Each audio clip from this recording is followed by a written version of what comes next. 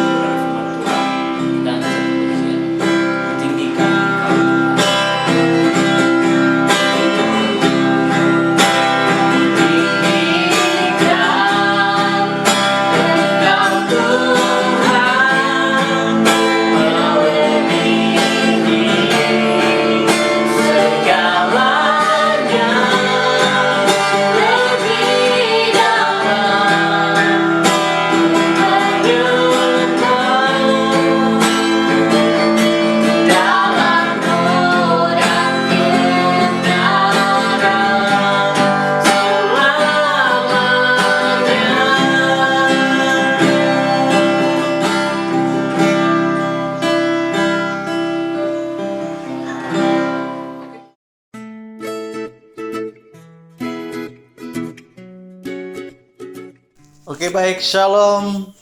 Selamat hari Minggu dan selamat pagi buat Anda semua. Pada hari ini kita masih melakukan ibadah online. Dan pada hari ini Abang akan membawakan cerita. Namun sebelum kita masuk kepada kebenaran firman Tuhan, mari kita siapkan hati kita akan berdoa. Bapa yang baik, kami bersyukur Tuhan pada hari ini buat semua kasih penyertaan Tuhan dalam kehidupan kami, di mana Tuhan yang akan menjaga, yang akan melindungi kami, yang akan memberi kami apa yang baik, sehingga kami memperoleh hidup dan tubuh yang sehat, sehingga pada hari ini kami mau beribadah. Tuhan akan berkati ibadah kami dari awal, pertengahan hingga akhirnya. Terima kasih Bapa yang baik, dan kami akan mendengarkan cerita firman Tuhan, membukakan setiap hati kami, pendengaran kami, sehingga kami memahami maksud dan tujuan Tuhan dalam cerita firman Tuhan pada hari ini. Terima kasih Bapak yang baik, kami siap mendengarkan firman Tuhan. Sama-sama kita katakan haleluya, amin. Oke, baik adik-adik, saya mau sapa dulu. Bagaimana kabarnya pada hari ini? Apakah adik-adik semua sehat? Apakah adik-adik semua sukacita? Pasti sukacita ya. Tadi kan kita sudah pujian kirang, kita tadi sudah penyembahan, kita sudah mengagungkan Tuhan. Namun pada hari ini kita akan mendengarkan cerita. Namun sebelumnya Abang mau sapa dulu ya. Yang kemarin pencerita sekolah minggu siapa? Ada yang tahu? Atau ada yang tidak menonton YouTube kita di ibadah sebelumnya? Pencerita kemarin adalah Bang Yoyo. Bang Yoyo bercerita apa ya dari kemarin? Ada yang tahu nggak? Kemarin Bang Yoyo bercerita tentang Yesus memilih murid-muridnya. Kita tahu adik-adik bahwa dalam memilih murid-murid itu bukan soal yang gampang ya, dari cerita kemarin. Bukan soal yang gampang memilih murid-murid. Harus orang-orang yang kita tahu kehidupannya seperti apa. Harus kita tahu dia pribadinya seperti apa. Tapi Yesus memilih orang-orang yang, kalau kita bisa lihat, orang-orang yang di pinggiran seperti penjala ikan, pemungut cukai. Tuhan tidak memilih orang-orang yang memiliki kekayaan, memiliki kekuasaan, tapi Tuhan memiliki orang-orang yang di pinggiran. Itu artinya bahwa Tuhan tidak membeda-bedakan mana yang menjadi pengikutnya, tapi Tuhan tahu siapa yang menjadi pengikutnya. Jadi kita ini adalah pengikut Tuhan, kita ini diambil dan dijadikan murid. Amin. Pada saat hari ini Abang akan bercerita di firman Tuhan. Kita buka dulu Alkitab kita ya. Ada yang bawa Alkitab, ada yang sedang pegang Alkitab, atau sama sekali tidak pegang Alkitab. Oke. Abang percaya ada semua pegang Alkitabnya. Pada hari ini kita akan membuka Alkitab kita di Lukas 5 ayat 24. Sudah dapat adik-adik? Oke, kita baca bersama-sama ya. Lukas 5 ayat 24. Tetapi supaya kamu tahu bahwa di dunia ini Anak Manusia berkuasa mengampuni dosa, berkatalah ia kepada orang lumpuh itu, kepadamu kukatakan, bangunlah, angkatlah tempat tidurmu dan pulanglah ke rumahmu. Jadi cerita kita pada hari ini bercerita tentang seorang yang lumpuh yang disembuhkan Tuhan. Tahu adik-adik seorang yang lumpuh seperti apa? Pasti tahu ya. Seorang lumpuh itu dia bisa kita katakan dia itu tidak bisa berjalan, dia itu tidak bisa bergerak, tidak melakukan pekerjaan, tidak bisa melakukan pekerjaan, bahkan dia harus ditopang untuk bisa berjalan, harus dia diangkat. Pada cerita kali ini Abang bercerita bagaimana Tuhan Yesus dapat menyembuhkan dia, dapat Tuhan Yesus menyembuhkan si lumpuh ini. Ketika Yesus sedang mengajar, ada banyak orang yang sedang mengikuti dia. Ada banyak orang yang mengikuti dia, dari orang-orang Farisi banyak mengikuti dia dari daerah Galilea, dari Yudea sampai ke Yerusalem, sehingga ada banyak orang yang mengikuti Tuhan. Ketika Tuhan dalam perjalanan ia mengajar, ada Ketika di sini ada teman-teman si lumpuh mendengar bahwa ada Tuhan di situ sedang berjalan, dia sedang berjalan untuk dalam pengajarannya. Tiba-tiba teman-teman si lumpuh ini datang menggotong dia, membawa dia. Mereka berusaha membawa si lumpuh ini kepada Tuhan. Tetapi ketika kita melihat, iya adik-adik, dalam cerita ini kita melihat teman-teman si lumpuh ini bukan suatu hal yang mudah untuk membawa si lumpuh ini untuk bisa bertemu dengan Tuhan, untuk bisa disembuhkan Tuhan. Ketika mereka membawa dia, menggotong dia, membawa si lumpuh ini kepada Tuhan, jalannya itu sangat sempit sekali karena banyaknya orang. Jalan itu sangat sempit sekali, tidak bisa berjalan. Akhirnya teman-temannya ini bagaimana supaya si lumpuh ini bisa dapat disembuhkan. Di sini kita melihat ada usaha dari teman-teman si lumpuh ini. Mereka harus dapat membawa dia supaya dia dapat disembuhkan, supaya dia dapat berjalan.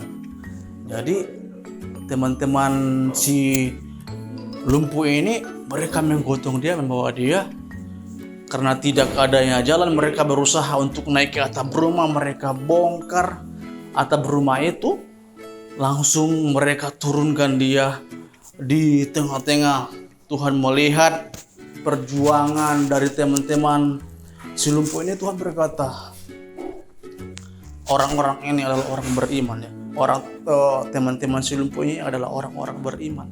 Tuhan berkata kepada teman-teman si lumpuh ini, dosamu telah diampuni. Jadi adik-adik, kalau kita, apa yang kita teladani kepada teman-teman si lumpuh ini, yang pertama adalah mereka itu berusaha, mereka itu melakukan kebaikan. Walaupun teman-teman si lumpuh ini, mereka, kalau kita lihat, kalau kita melakukan kebaikan itu, mereka tidak memandang bahwa si lumpuh ini pasti tidak akan disembuhkan lah. Dia sudah lumpuh, dia sudah tidak bisa berjalan. Tapi mereka percaya bahwa si lumpuh ini dapat disembuhkan. Amin. Ketika adik-adik mungkin mendapatkan masalah, mungkin ada mendapatkan penyakit atau hal-hal lain, tetap percaya bahwa Tuhan sanggup memulihkan adik-adik. Tetap percaya bahwa Tuhan menyembuhkan adik-adik. Kita melihat Tuhan berkata kepada si lumpuh ini, kepadamu katakan, bangunlah, angkatlah tempat tidurmu. Ya kan? Ketika Tuhan berkata seperti itu, bangunlah, angkat tempat tidurmu. Ada banyak orang di situ menyaksikan kehebatan Tuhan. Ada banyak orang di situ menyaksikan betapa luar biasanya kuasa Tuhan ya. Pada suatu ketika Tuhan berkata dengan kalimatnya tadi, orang si lumpuh itu bangkit, si lumpuh itu berdiri, si lumpuh itu berjalan. Tiba-tiba di ayat yang ke-26 di Lukas ini, semua orang itu takjub lalu memuliakan Allah dan mereka sangat takut. Berarti Tuhan itu hebat. Kenapa mereka takut? Karena dia berkuasa. Kenapa mereka heran? Karena Tuhan itu hebat, berkuasa. Lalu hari ini kami telah menyaksikan hal-hal yang sangat mengherankan. Orang-orang Farisi yang mengikuti dia itu pun heran menyaksikan betapa hebatnya Tuhan itu ya adik. Jadi jangan pernah takut ketika ada masalah, mungkin bertengkar dengan teman, terus takut tidak dapat juara. Tetap percaya Tuhan selalu menopang adik-adik ya. Jadi pada hari ini yang bisa abang sampaikan, tetap melakukan kebaikan tanpa memandang orang ya. Tetap melakukan kebaikan kepada teman, tetap melakukan kebaikan kepada orang tua dan lingkungan, menjadi berkat. Kalau kita melakukan kebaikan di masa kecil kita ini, Tuhan akan mempercayakan hal yang besar. Ketika kita bisa bertemu di dalam Tuhan, kita pasti Tuhan mempercayakan hal yang besar untuk kita kerjakan. Oke adik-adik, ini yang saya sampaikan pada hari ini. Biarlah kita diberkati Tuhan. Kita harus dapat mengikuti teladan dari teman-teman si lumpuh yang berusaha menggotong si lumpuh ini sehingga ia dapat disembuhkan dan dapat menjadi saksi bagi semua orang. Amin. Firman Tuhan, kita tutup dalam doa. Bapa yang baik, terima kasih Tuhan untuk firman-Mu pada hari ini. Kami telah mendengarkan cerita bagaimana seorang si lumpuh dapat disembuhkan dari penyakitnya. Kami tahu Tuhan, kami percaya bahwa Tuhan dapat menyembuhkan segala macam penyakit. Untuk Bapa yang baik, ajar kami tetap percaya dan mengandalkan Tuhan dalam setiap kehidupan kami. Terima kasih Tuhan Yesus, kami telah mendengarkan cerita firman Tuhan. Yang di dalam nama Yesus kami berdoa dan mengucap syukur. Haleluya. Amin.